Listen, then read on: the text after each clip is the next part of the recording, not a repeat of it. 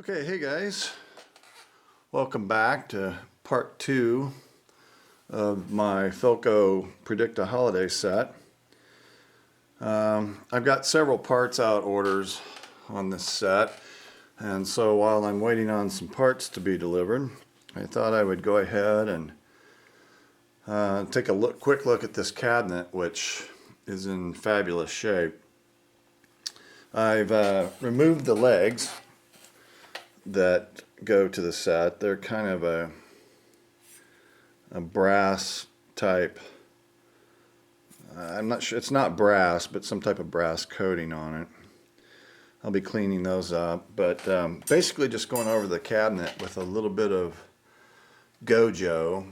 If you've never used Gojo before, it's really a great product to use on a cabinet that may be a little bit dirty, but certainly this one does not need to be refinished. And I have, of course, the chassis is out, and I removed the speaker. There was a slight little dent in the, it's that metal cover up there, we'll look at it in just a second, that I couldn't get pushed back out and fixed right without removing the speaker, so I've done that. And I've cleaned the inside of the cabinet, and I think you can see this thing is in tip-top shape. So, and the speaker is in really good shape. I mean, this thing almost looks new. So, hopefully it works as well as it looks.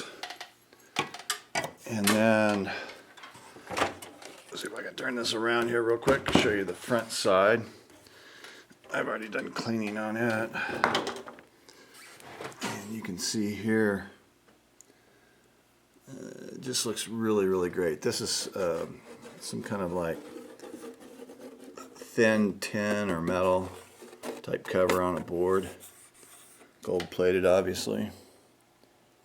This is some kind of faux finish here. And yeah, it looks in really good shape. There's a couple of little dings. There's one on the corner. There's a little ding there.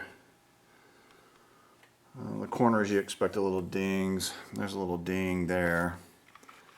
It's like the light.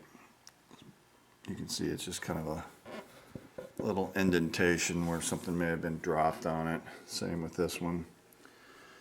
But you know, that's to be expected on a set from that's the cabinet's this old. So otherwise, this one is in as good a shape as I've ever seen on a holiday.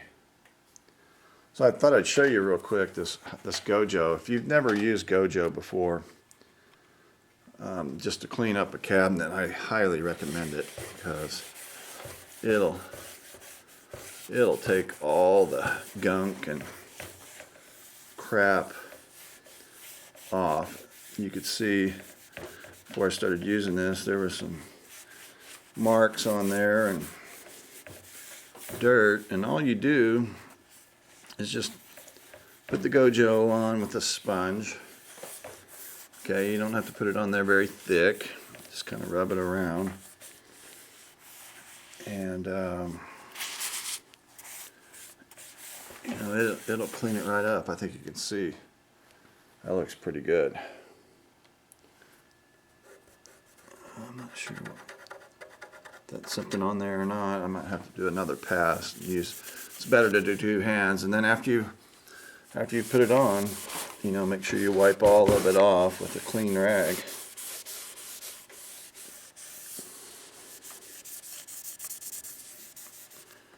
Not sure what that is. That may be,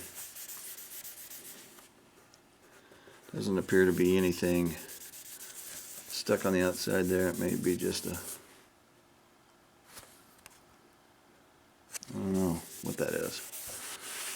But anyway, you can see there how that cleaned up really nice.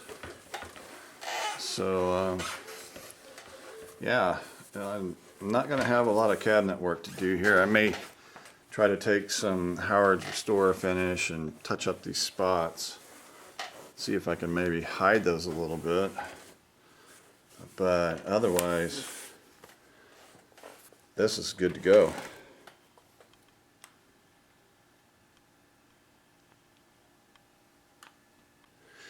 Okay guys, here's a few more odds and ends that I'm working on before I start in on the restoration of this chassis. If you can recall from part one, you'll recall that my horizontal output tube plate cap was stuck in here. Of course, I was able to pry that out with a pair of needle nose pliers.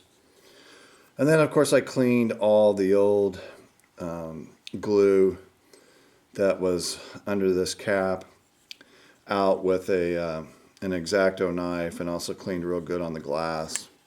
Used some alcohol, and then I came back in with my Loctite clear silicone, alright, and just made sure that I lined up that lead to where there's a little hole in the plate cap, and let that silicone dry for a couple days, and then came back and soldered the cap. And so hopefully this tube is still good, and I can reuse it.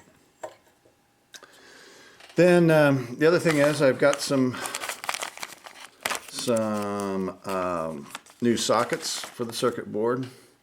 Came in. Now for the 7 pins, I was able to find these, and you can see they look a lot like the 9-pin ones that are already there. The only thing I could find was this variety for the circuit board, that they had this metal shield. Now I did go through some of my stock, and I found these that I already had. But the only difference is there is no metal blocking pin, and I'm not sure if you look on the Predictas that is present. So I'm not sure if that's absolutely critical or not. It could be there to help prevent crosstalk. I'm not sure if I use shields on this, if that would be appropriate. If it would help with heat or hurt with heat, so I'm not real sure, but it's not really a problem. You can pry those tabs off, and then you can just actually peel the shield off, and you're left with this pin socket just like this. So that should fit right there. And then for the 9-pin sockets, I was able to find what looks to be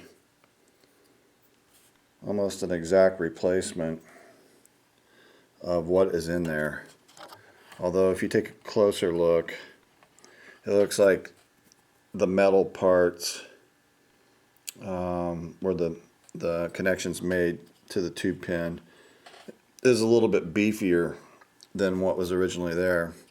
And that, quite frankly, is what breaks quite often. So I think my strategy is, when I get this board out, I'm just going to replace them all. That way I know I've got new old stock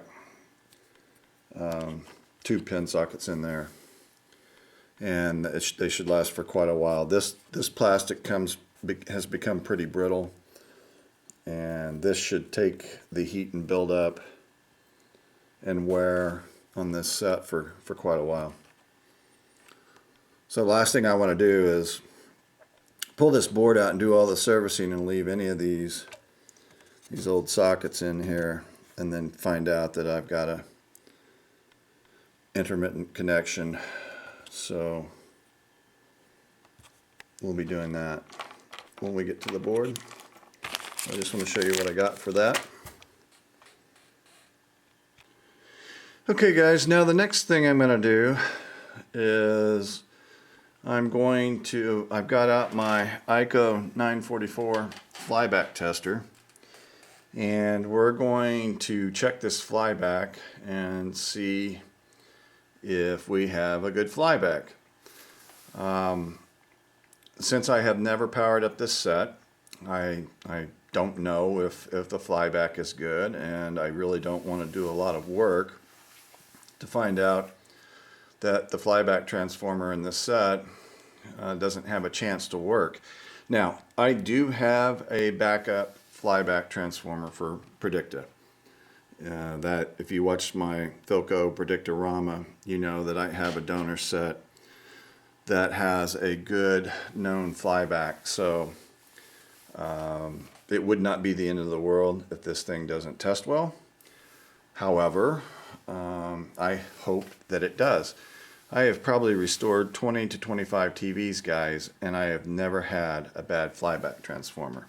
Of course, I'm going to knock on some wood today so that today is not the first. But I know that a lot of guys, when they first get started in this hobby, have a lot of fear of having a bad flyback transformer. And there's good reasons why for that, because they are hard to locate. But just very rarely do you ever run into a bad flyback transformer. And so we're going to just do a little test here and see if we can verify that this one should work correctly after we get it restored. So the first thing I'm going to do is just check basic continuity. I've got the lead to the high voltage rectifier tube plate cap, and we're just going to simply touch this to the plate cap of the horizontal output tube, and you can see there that bottom scale shows that we're good on continuity test. Okay, so the next thing we're going to do is we're going to do a shorts test, and how we do that is we line the meter up to where we start with to test the flyback. Now what we're going to do here is check for shorts by basically injecting a signal through this flyback, and that'll tell us if we're good. Now the flyback scale is the very top, so I'm going to touch. I'm touching now, and you can see we're in the good. That's kind of jumping because I'm trying to do this one-handed and I'm not making a secure connection, but there we go. All right, so let go, touch, and you can see that, yes, this flyback transformer should be fine. So if you don't have one of these machines and you're contemplating whether to restore a television set, it's a good idea to get one of these. That way you just know, you should have some peace of mind knowing that you can go ahead and do all the rest of the work on this thing, and when it comes time to power up, if you don't have high voltage, it's probably 999 out of 1,000 times it's not your flyback transformer that's bad, especially if this tests well. Okay, so obviously you have to have a good flyback to get high voltage, but there's a million other reasons why your high voltage won't run. Or you could actually, let me take that back. It appears that you don't have high voltage. Sometimes if you see anything on your screen, any light at all, that means there is the presence of high voltage. And a lot of times guys are fooled into thinking that they don't have high voltage when they actually do. The problem is they're not getting deflection. And so anyway, don't mean to beat a dead horse about flyback transformers, but I see a lot of people discussing and talking and worrying about flyback transformers when it's been my experience anyway, you don't need to worry about them that much. They either work or they don't. They don't sort of work. They either work or they don't. And I've always had them work.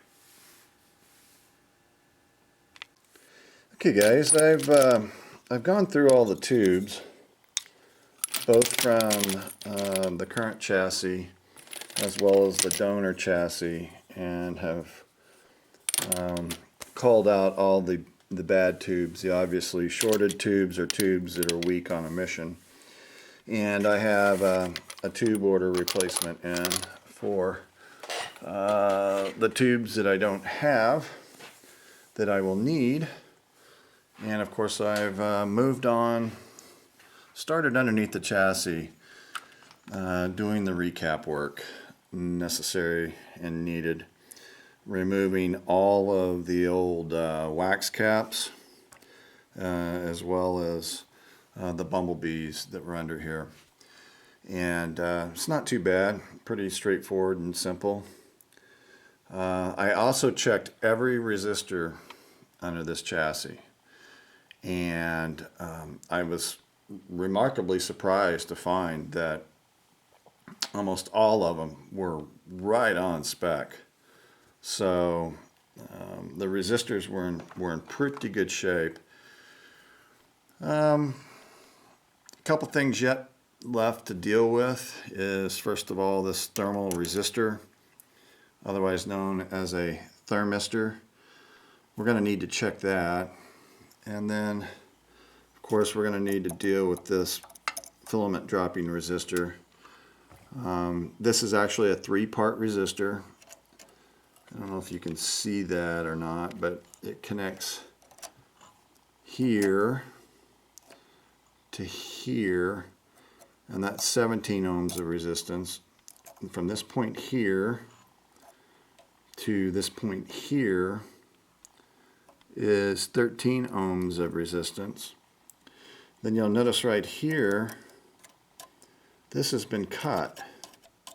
Okay, and there's also a jumper wire taking it from this point here over to here, and then on down the line to the filaments. And the reason this has been cut is, if you'll remember, this set has been upgraded to the 6.3 volt filament picture tube. The original was a 2.35. Okay, so right here on the schematic is where you see this resistor. So what they did was they basically just took that 8 ohms there and took it out of the circuit, and then that provided enough additional current and voltage to pass through in order to provide that 6.3 volt filament. Okay, so now today, with me coming back in, I'm going to put it back in the way it was. Alright, we're going to put all 3 of these resistors back in. And the reason for that is that when this set was made, right here at the line, it was assumed there was 117 volts out of that line.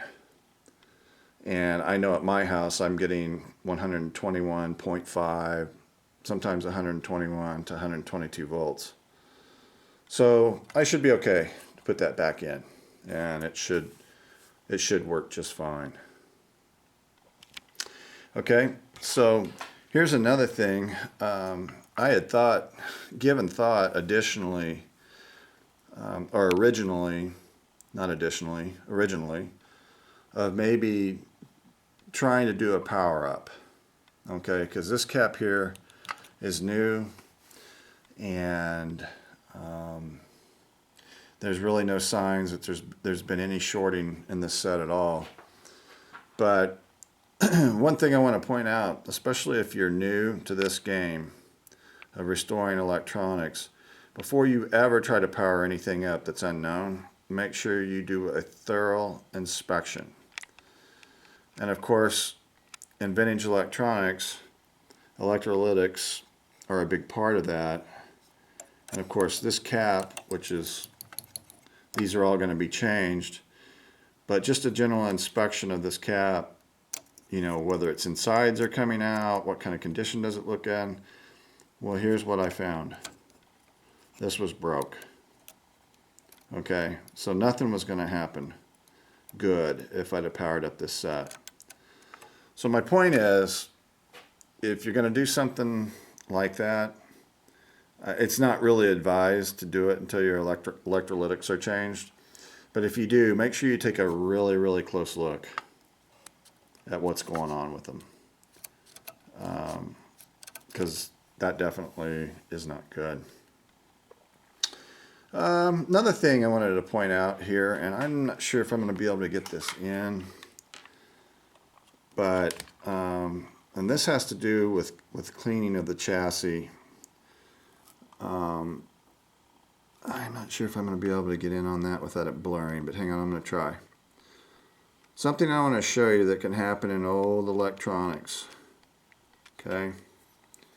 And if you look right here at this connection, there's a connection right here, and there's a connection right here. And of course, this was soldered back in the 50s, and this is flux residue.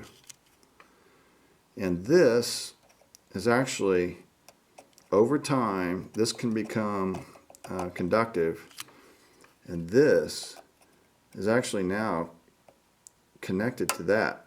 See that? See that? It made a snap sound. That's because this old crap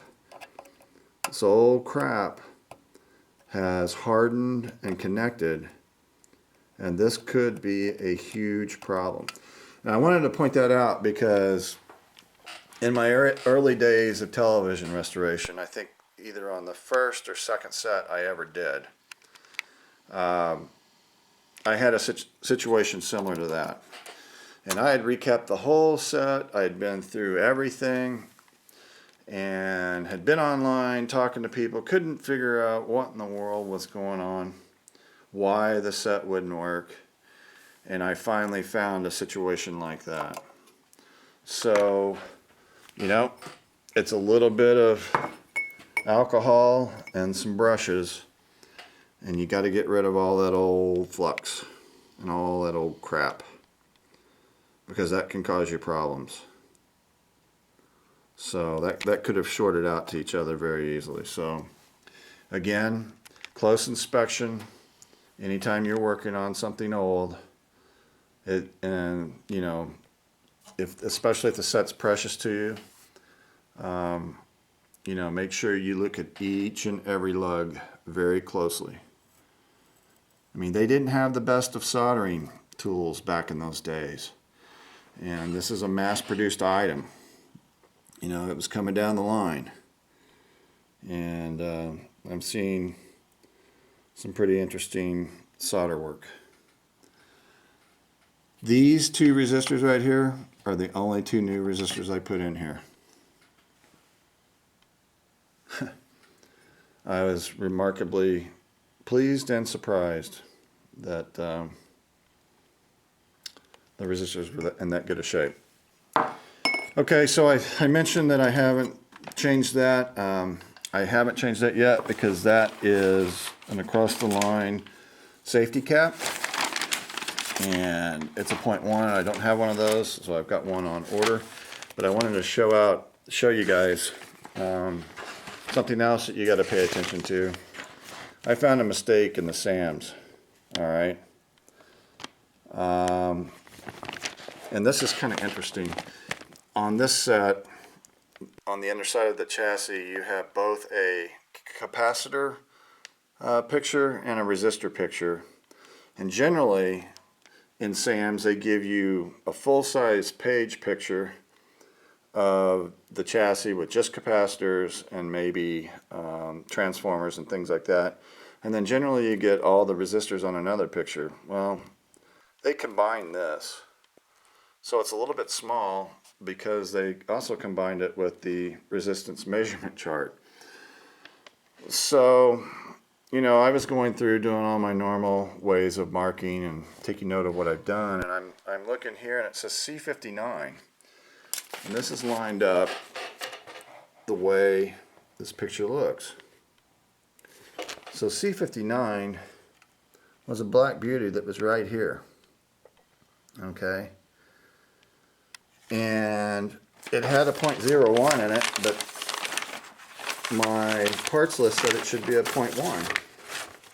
Well, I went to C59 on the schematic. That's right there. That's not across the line. In fact, that's on a distance signal switch. So I'm like, what in the world's going on here? Where is the across the line cap? Well, here's where the interlock connector goes in.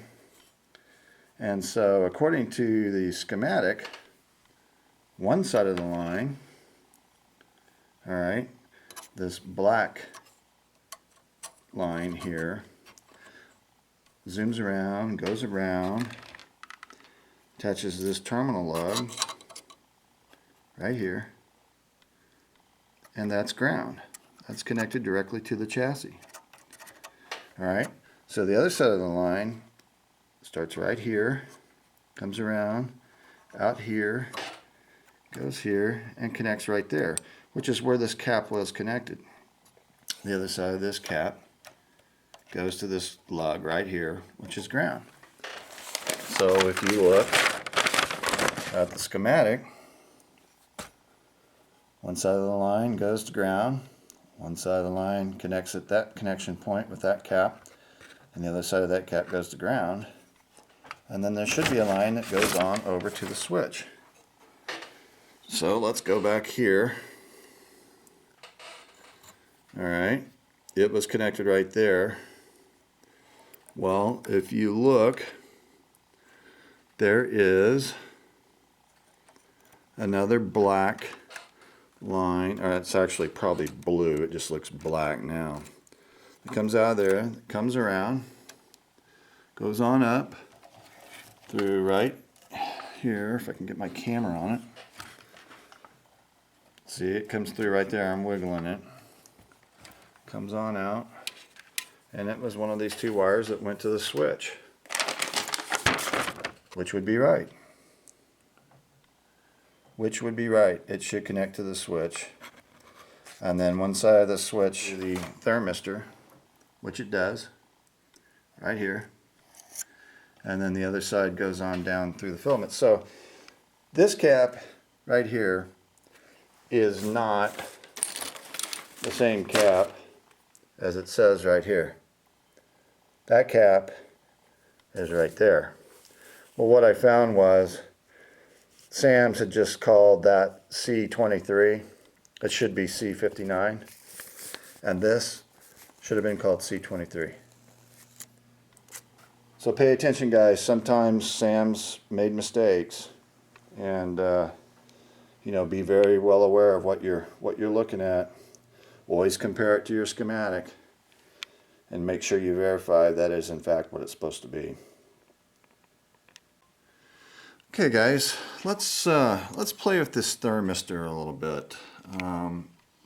This thermistor specifications are that it's supposed to be 400 ohms when it's cold, and go down to 10 or 11 ohms when it's hot.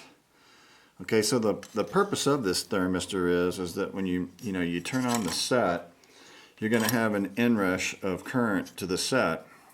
And in this particular situation, it's going to be AC voltage, because it's going to go right to the filament string right after that. And so the theory is here, this helps protect your tube filaments when you flip the switch on and 120 volts just rushes into the set.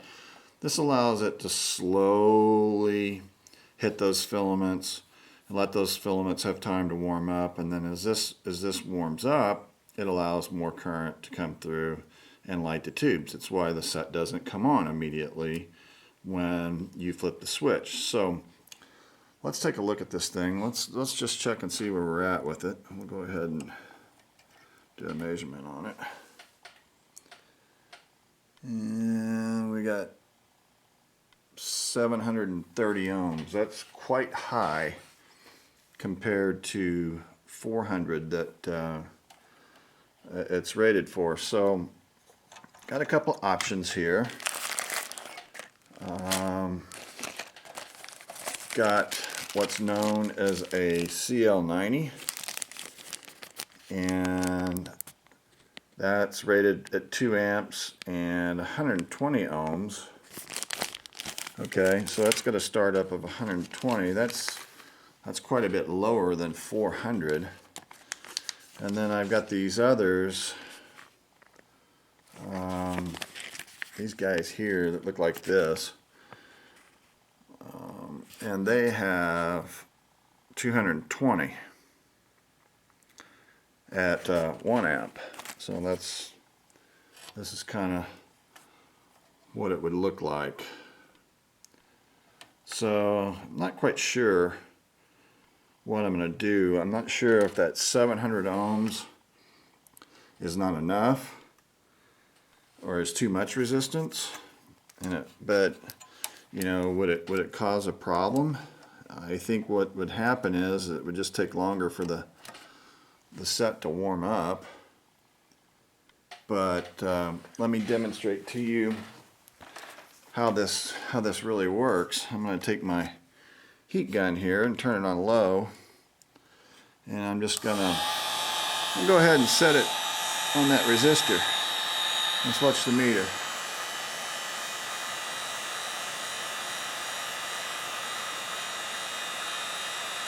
So you can see as that dude gets warm, the resistance is dropping, and right now after about 10 seconds we're where we should be. And of course, if I keep going, this will probably go on down to, you know, 10 or 15 ohms. But you can see the idea. It's now that I've stopped it and it's cooling off, the resistance is going back up. So I don't know. I don't know if I need to change that out and go with this 220 start. I know that'll work. Other guys have used them. I'm just not sure. I'm not sure how critical it is that it be right at 400 ohms when start up. Certainly I wouldn't be there if I put in a new thermistor. I think the only thing that would happen here is that it would just take it longer for the filaments to start. So I don't know. We may revisit this after we do a power up, and you know, maybe do an experiment to see how long it takes. So maybe more on that later on. So the next thing I'm going to do is go ahead and take a swipe at these electrolytics. I've got them all in now. This one here is a little bit interesting. You can see here it's not grounded to the chassis. Originally, when it was in the set, it came in a cap like this. It had the cardboard cover to keep the metal can from shorting. Don't really have that. Here's my replacement. It's supposed to be a 140 microfarad at 300 volts. I have a good Nichicon cap here that's at 150 at 350. That'll work fine. And I will, you know, just connect it to these wires here. But then the question comes how to mount it. So I think what my solution is, it's twofold. First of all, this is the clip that was around that orange cap, and it installs right there where that screw is. The other thing here is this is just your ordinary toilet paper roll, which is, this clamp fits on just real nice right there. And so what I'm thinking about doing, see if I can set that there for you guys. I don't think there's really too much concern about this shorting out by lane on the chassis, but I think what I'm going to do is install this cap in here, make the connection leads with some good shrink wrap, and then hot glue that cap into place, and then reinstall it right here inside the cardboard. And that way I won't ever have to worry about this cap in any way coming in contact with the chassis and shorting out. I don't think it would anyway, but it'll make it a lot easier to secure because of the size of this clamp that I've got to go back in with. And then after that, this is a 4-section can. This is the one that was broke, so I'm going to have to try to figure out if I can reattach that. I doubt that I can, but I do have a donor chassis that has one of these caps in it. I could take the stuffings out of it and reuse that. And then right here is the 3rd electrolytic can, and I do believe that is a 3-section cap, and it extends out the other side, so I'll be restuffing that. So yeah, that's where I'm really at. And then after I get those electrolytics secured, I'm going to go ahead and do a switch change here and get this back to stock and original. And then we may try to do a power up, at least to see if the filaments are working. And yeah, that's kind of my plans, maybe to do a power up and see where we're at. Okay, so this part's getting kind of long. I think I'll end it here. Appreciate you guys watching, and I'll catch you in part 3. Hopefully we'll have some electrolytics installed.